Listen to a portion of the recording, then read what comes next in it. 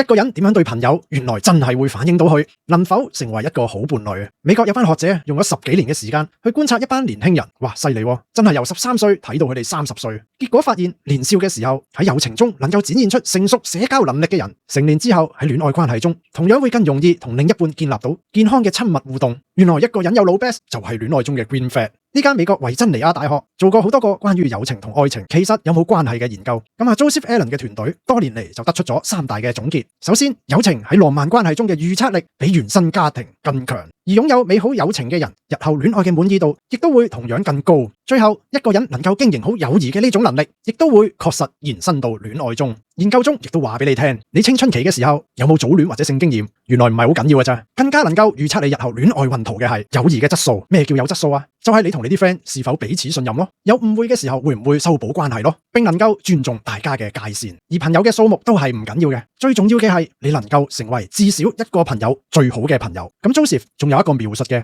我哋喺13歲左右呢，就要開始懂得喺朋友面前適當咁表達自己嘅想法，真誠有分寸，懂得照顧別人嘅感受。呢一啲社交嘅能力啊，絕對能夠延伸到戀愛之中。而耶魯大學相關嘅研究亦都睇到，就算你哋結埋婚啊，如果伴侶本身係一個社交比較活躍嘅人，佢另一半嘅婚姻滿意度都會比起一般嘅夫妻更加高。其實一個人會唔會成為好伴侶、好丈夫、好太太，當中有一啲特徵，你一早就已經可以觀察得到㗎啦。